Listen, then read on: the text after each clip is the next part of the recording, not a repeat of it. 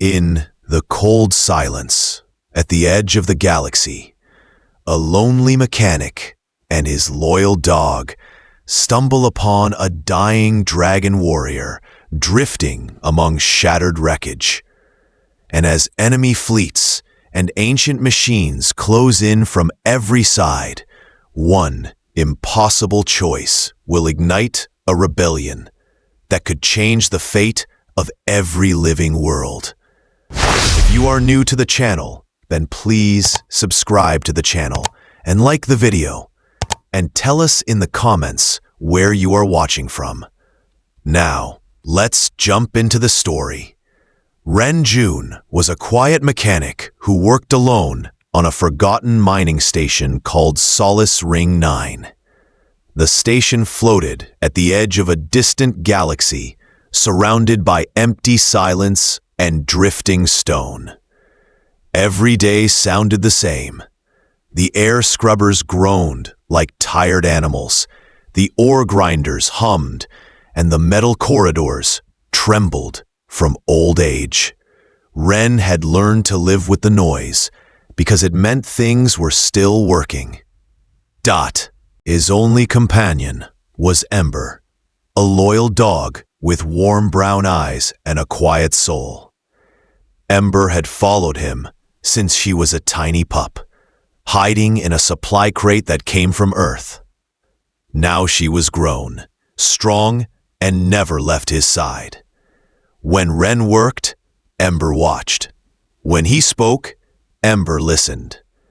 They shared meals, silence, and the strange peace of being forgotten by the rest of the universe.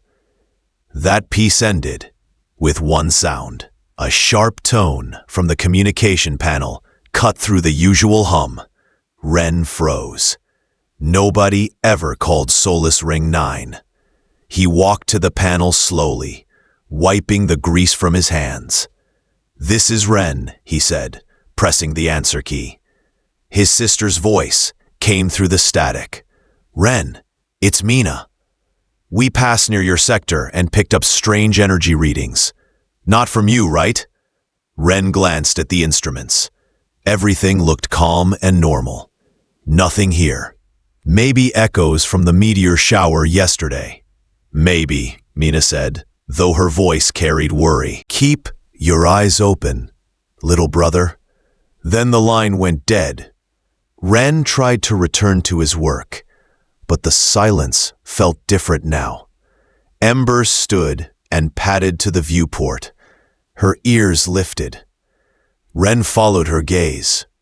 Far beyond the station, something drifted among the scattered rocks. It was darker than the rest and shaped like no stone he had ever seen. He whispered, "That's no asteroid." His heart beat faster. Curiosity had gotten him into trouble before, but it had also saved him. He sealed his jacket, clipped Ember into her small space harness, and together they walked the short tunnel to his work skiff.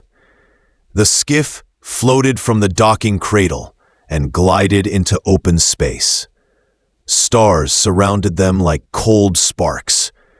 As they neared the dark shape, its surface glimmered faintly, like moonlight trapped in metal. Ren's breath caught. The thing was wreckage, scorched, bent, torn apart by some great force. Shards floated around it like broken feathers. At its center, half buried under twisted beams, rested an intact pod. Its alloy shimmered a deep blue that seemed alive, and strange markings curved across it like flowing rivers. "Not human," Ren murmured. He looped his magnetic clamps and drew his cutter. Sparks danced in the void as the tool bit through the alien shell. It took 20 patient minutes before a panel gave way with a soft crack. His helmet lamp lit the inside. What he saw stopped his breath. A creature lay curled on the floor of the pod. It was large, easily twice his height, with dark red scales cracked and scorched. A faint golden glow burned deep in its half-open eyes. Its chest rose in shallow gasps. Long wounds scored its arms and ribs. Blood, darker than night, drifted in slow beads through the low gravity. Ember froze, tail stiff, but she did not growl. She only watched with calm alertness. The creature's clawed hand gripped a crystal device. It blinked weakly. A small panel on the creature's chest flickered to life. A deep, broken voice rasped through static. "Help, please." Ren stared. He had been told all his life that humans were alone. Now, here was proof that they were not, and that this being was dying. His scanner beeped. 3 unknown ships had appeared on the edge of the map, heading straight toward the wreck. Ren's choice was clear. He could run, or he could help. He looked at Ember. The dog met his eyes, steady as stone. "We're not leaving him," Ren said. He lifted the wounded creature carefully. It was heavy, yet strangely light, like sun-warmed rock. Ember followed as he carried it to the skiff. As they sped back toward Solace Ring 9, Ren's heart pounded. He did not know who the creature was, or why enemy ships were coming, but he knew one thing with perfect clarity. This was no longer just a lonely station. This was the beginning of something bigger. Something that would test courage, challenge fear, and rewrite everything he believed about the galaxy. Ren moved quickly, because time felt thin. The wounded dragon warrior lay on the medcot, breathing in short, rough pulls. The translator plate on his chest blinked with a tired light. Ember watched from the floor, calm and ready, as if the dog understood that every second mattered. This was no ordinary repair. This was survival. He cleaned the burns with slow, steady strokes. The scales were warm like stone under sun. The wounds looked carved by heat and metal. The crystal device in the warrior's hand kept a quiet rhythm, a fragile metronome for hope. The translator steadied, and the deep voice returned, softer now. "Name is Kalor," it said, "hunted by the hollow tide, machines that erase." Ren listened. He had never heard of the hollow tide, but the words felt heavy, like a storm that remembers every ship it has taken. He wrapped fresh bandages and whispered, "You're safe here." Though the docking clamp struck the hull with a welcome thud, his sister arrived with her small cargo ship and 2 crew. Minna walked in first, sharp-eyed and fearless. Dalen followed, tall and quiet, with hands that knew engines. Bree came last, quick with a smile and quicker with code. They were family, not just by blood, but by the work they chose. Minna took one look at Kalor, and the room lost a layer of air. "So this is your strange signal," she said. "Tell me what to do." Ren gave jobs like a foreman in a fire. "Dalen, check power rails and coil integrity. Bree, open long-range scan and map any ships entering the sector. Minna, stay on your bridge and keep shields ready." Bree's hands danced across the console. Lines of cold symbols flooded the screen. 3 unknown ships, she said. "No transponders. Straight path. 5 minutes." Kalor's eyes narrowed. They asked for surrender. They promised quick death if obeyed. Slow death if not. The station speakers crackled with a voice that was not a voice. It tasted like metal and winter. Release the marked target. Yield your station. Mina folded her arms. That's a no. Ren took a breath. Fear pressed on his ribs, but fear could not hold a wrench. We can't fight them like soldiers, he said. We fight like mechanics and miners. We use what we have. He pulled up a map of Solus Ring 9. Ore cutters that split tough rock. Grav cranes that moved tons with a sigh. Electromagnetic coils that calmed static storms. Guidance fields that herded stone into harvest lanes. None of it was designed as a weapon. All of it was power. Dalen, aim the cutters outward, Ren said. Bry, overcharge the coils and prop a pulse. Not a flicker, a wave. A wave might fry our systems, Bree warned. Then let's make it a smart wave, Ren replied. Tune it to target whatever those ships are built on. Kalor tried to rise and failed. Leave me, he said. We don't leave anyone, Mina answered. Not today. The first enemy ship slid into view, black and angled, swallowing starlight. The other two followed, splitting wide like wings to surround the ring. The station vibrated as scans crawled over hull plates and through seams. Ember stood, head high, tail still. A soft growl rolled from her chest. It was not anger. It was warning. Pulse ready, Bree said. Your call. Ren looked at the screen and imagined the inside of the enemy craft. Circuits, neat as soldiers. Logic locked in place. On my mark, he said. 3, 2, now. The electromagnetic surge poured from the station like a silent storm. Lights flickered. The deck hummed. Outside, the wave hit the black ships with an invisible blow. 2 went dark at once, drifting like dead leaves. The third stuttered, caught itself, and came on, angry. Cutters, Ren said. The ore beams flashed, bright spears designed to split stone that had slept for 1 billion years. They traced the damaged ship's engine lines with calm precision. Plates glowed, buckled, and parted. The ship tore open. Fire bloomed and then vanished into cold. Silence followed, heavy and real. Bree leaned back and let out a breath she had been holding since childhood. Dallin pressed his palms to the console as if it were a prayer wall. Mina's voice softened. We're still here. Kalor looked at Ren with a gaze that had learned respect in a harder school.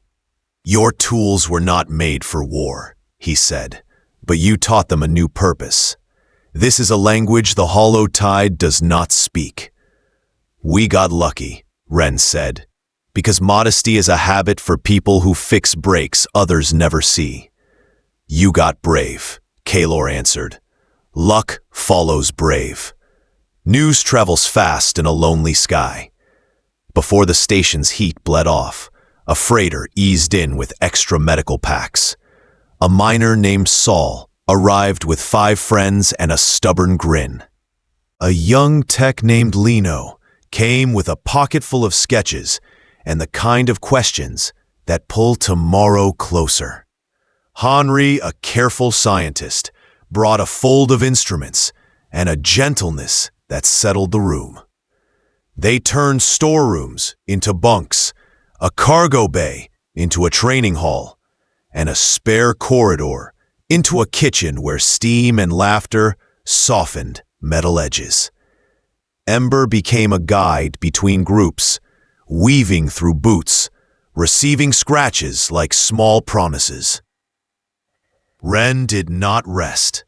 He took the broken pieces from the dark ships and spread them on his bench. Their circuits were elegant and strict, like rules written on glass. He soldered crooked human wires to straight alien paths and built something that should not have worked. 3 days later, a new relay hummed to life and pushed messages through the noise. Signals leaped farther than they had a right to leap. Replies came from miners, from families, from dragon warriors who had learned to hide their names. "We are not alone," Henry whispered. Bri checked long range. Her face tightened. More contacts. Not 3, many. Ren met Mina's eyes. They did not need words. Help had been given. Enemies were arriving. The next chapter was already at their door. "Then we prepare," Ren said, voice steady, "for the recorder and for the people who needed steady. We fix what we can. We protect who we can. We stand where we must." It was not a speech, but it carried like one.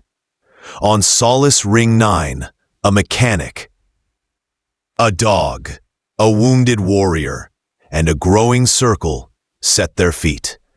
The inspiring science fiction story had stopped being a story and become their work. And somewhere beyond the rocks, the hollow tide turned its face toward them and learned a new word: resistance. The station no longer felt like a hollow shell. What had once been silent halls, filled with the soft hum of machinery, were now alive with footsteps, voices, and sparks from welding torches. Solace Ring 9 had become a place where people gathered because they had nowhere else to go and nothing left to lose. Ren walked its corridors and felt the weight of responsibility like a second heartbeat. Kaelor was stronger now. His deep red scales gleamed again, and his golden eyes burned steady. He moved with the slow power of someone who had known pain and decided to rise anyway. He trained small groups in hand combat and tactics, his movements precise and graceful, like the arc of a blade. Many who watched him stood a little taller afterward, as if courage could be caught like fire from a torch. Mina managed logistics with a sharp voice and sharper mind. Dalen taught crews how to reinforce hull plating with scavenged armor. Bree led communications, her station blinking with threads of signals that stitched distant systems together. Even Ember had a role. The dog walked the halls as a silent guardian, keeping the tired company and calming frightened newcomers with her quiet eye. Ren worked at his bench. The pieces from the destroyed enemy ships lay like scattered bones. He studied them the way a poet studies old words, looking for meaning in what was broken. From twisted metal and alien circuits, he built a new kind of relay, one that carried their messages farther and faster than anything human hands had made before. Within weeks, the relay pulled in answers. Voices came from distant colonies, hidden outposts, and drifting ships. Some were human, others from species Ren had only heard in stories. They had heard about the mechanic who saved a dragon warrior and fought off the hollow tide with mining tools. They wanted to help. Ships began arriving one by one. Miners with steady hands, smugglers who knew every shadowed route between stars, healers who had never seen a dragon but wanted to keep one breathing, scientists with tired eyes who carried data cores full of lost history. Together, they turned the lonely station into a small city. But news of their growing circle reached further than they hoped. One morning, the long-range sensors screamed. Gree's face went pale as the display filled with elegant silver arcs. They moved in perfect formation, silent and shining, like knives sliding from their sheaths. Kalor's eyes darkened. "The Vareni High Council," he said. "My empire." The word empire settled heavy in the room. "They followed your signal," Mina said. "They followed power," Kalor replied, "and they do not share it." Hours later, the Vareni fleet filled the sky outside Solace Ring 9. Their lead ship sent a signal, cold and precise. The face on the screen was scaled in silver, with eyes as pale as frozen suns. "I am Admiral Sarek of the Vareni High Council. The human called Ren will answer." Ren straightened in his plain work jacket. "I'm here." "You claim to resist the hollow tide," Sarek said. "This is not your place. You lack the design or discipline to fight them.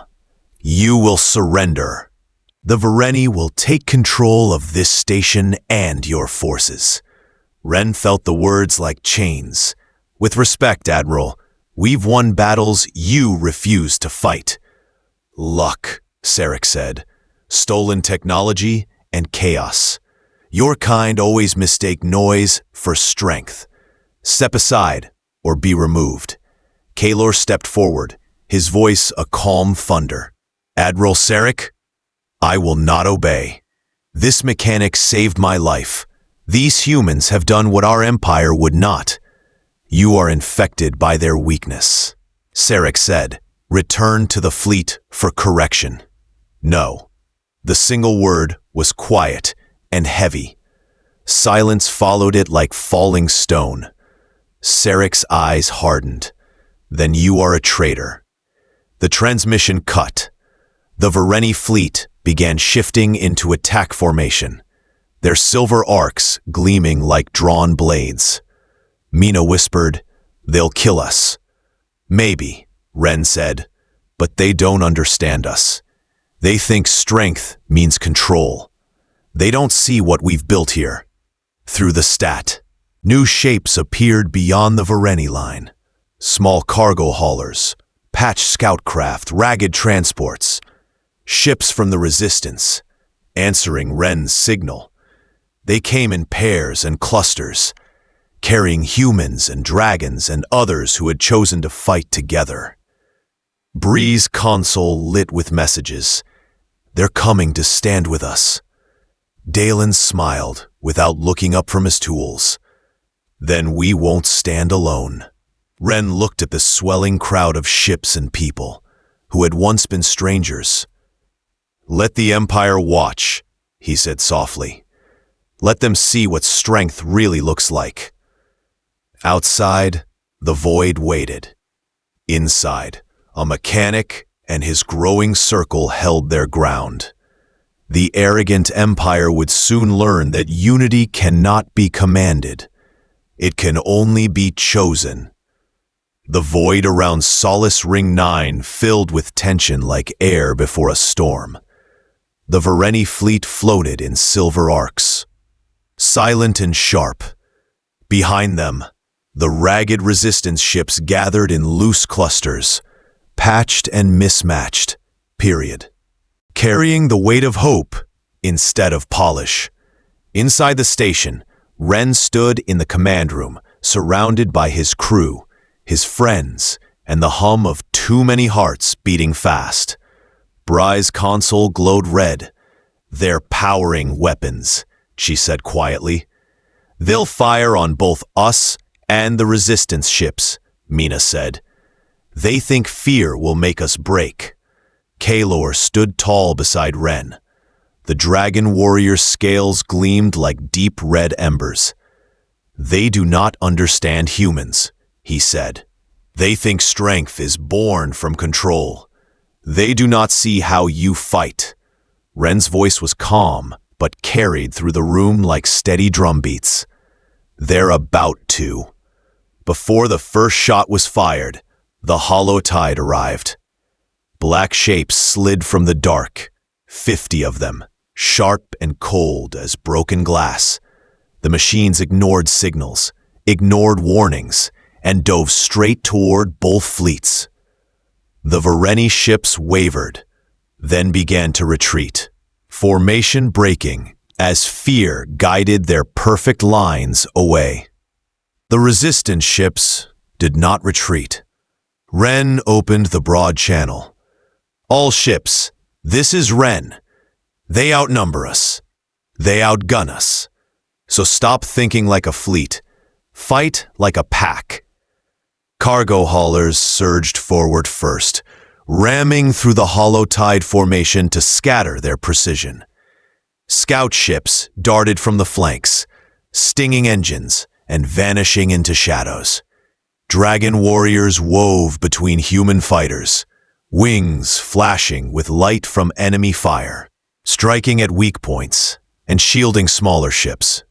"Pack tactics," Kalor said softly. "Confuse, protect, strike from where they do not expect." Mining vessels fired cutting beams that sliced through black hulls like wire through ice. Salvaged magnetic coils burst with sudden pulses, scrambling enemy guidance systems. Ships that had never been built for war fought with the creativity of desperate builders. Ember lay at Ren's feet, ears forward, watching the screens as if tracking prey. The battle became chaos. The hollow tide adapted, shifting patterns, repairing formations. Resistance ships began to fall, torn apart by relentless fire. Mina's voice cracked through the comms. "We're losing too many." Ren's hands tightened on the console. "Then we change the rules." "What do you mean?" Bree asked. "They think like machines. They count odds. They wait for patterns. So we give them none." He ordered cargo ships to dump scrap metal into enemy paths. He sent miners to spin their grav cranes and hurl rocks through the battle lines. He told dragon warriors to dive at impossible angles and vanish into the debris field, reappearing where no logic placed them. Confusion spread through the hollow tide ranks, like cracks through glass. The machines slowed, hesitated, faltered.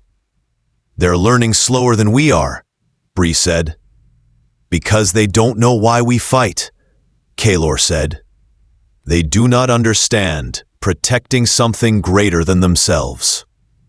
Then the largest hollow tide ship moved forward, a command vessel, black as night and shaped like a blade. It drove through wreckage, immune to the chaos, its weapons lit with cold white light. Ren looked at Kalor. "That ship coordinates them, doesn't it?" "Yes," the dragon said. "Cut its mind, and the rest will falter." Ren opened the channel again. "All ships, focus on the command vessel. Every shot, every trick, now." The resistance fleet swarmed the great black ship. Cutting beams burned, claws tore, rams struck like hammers. The command vessel turned its weapons toward the station itself, glowing with killing light. Ren triggered the old electromagnetic coils built into the ring.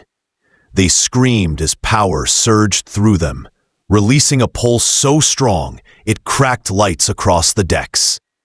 The wave hit the command vessel like thunder made of silence. Its lights died, its hull split. The black shape shattered, and the hollow tide fell still. Silence filled the stars. Then voices rose across the channels. Shouts of victory, relief, disbelief. Ren stood very still, breathing hard. Outside, wreckage drifted. Inside, people who had once been strangers embraced like family. Kalor touched a quad hand to his chest, in respect. "You fight like no other," he said, "and you hope like a sunrise." Ren looked at the people around him, at Ember sitting steady and proud, at the stars beyond the windows. "Hope is how we win," he said simply. Beyond the broken enemy ships, new lights appeared. Dozens of vessels from distant systems, drawn by their signal, coming to join. Solus Ring 9 had begun as a quiet station. Now it was the heart of something greater than war. It was the beginning of a world where humans, dragons, and countless others stood together. They had fought like a pack, and because of that, the galaxy had a chance to see the dawn again.